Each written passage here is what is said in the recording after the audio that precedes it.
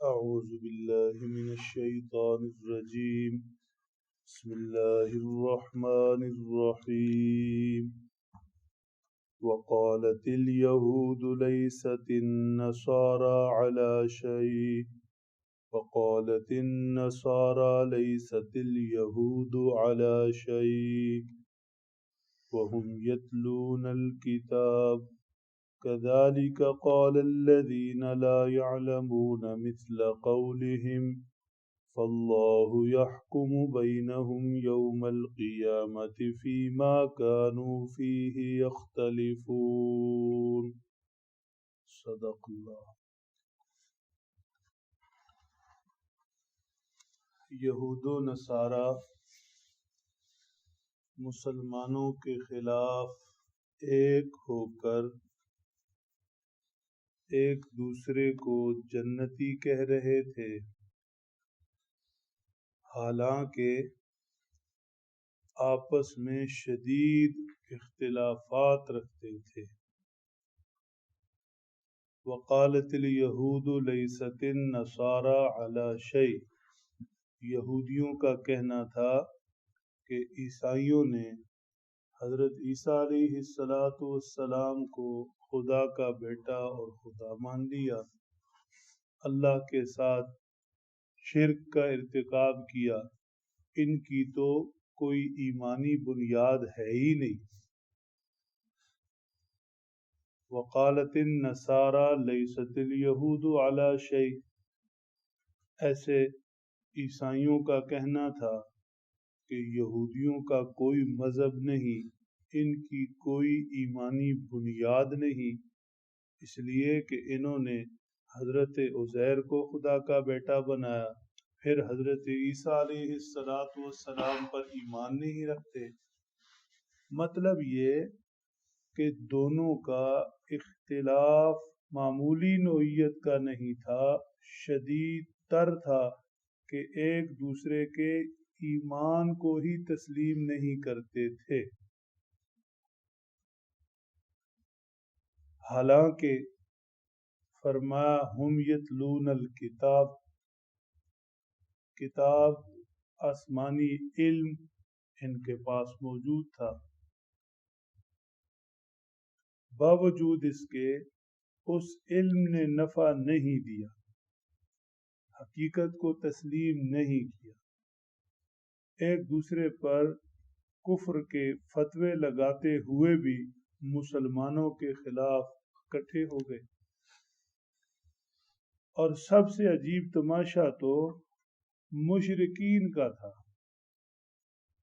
جن کے پاس علم ہی نہیں، کوئی آسمانی کتاب ہی نہیں، جن کے مذہب بت پرستی شرک کی کوئی بنیاد ہی نہیں، اور وہ وحی کا وجود ہی تسلیم نہیں کرتے، خدا تعالیٰ کی ذات کوئی نہیں مانتے، ان کے نزدیک نبی کتاب کی کوئی حقیقت ہی نہیں، وہ بھی مسلمانوں کے خلاف اس گٹھ جوڑ میں شریک ہو گئے۔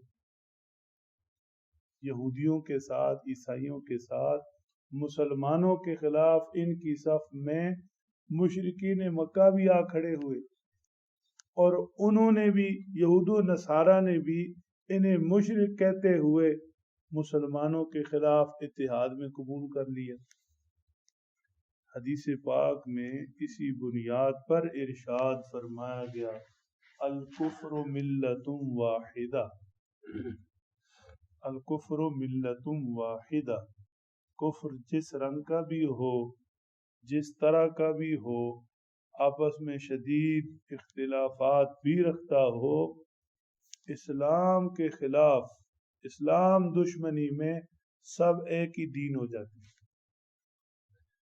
اس وقت بھی یہی تھا، آج بھی یہی، اس وقت بھی یہی تھا، آج بھی یہی، آپس میں ایک دوسرے کی سر پھٹول کریں گے، لیکن جب اسلام دشمنی کی بات ہوگی تو سب اکٹھے ہوں گے، اسلام دشمنی کی بات ہوگی سب ایک جان ہوں گے۔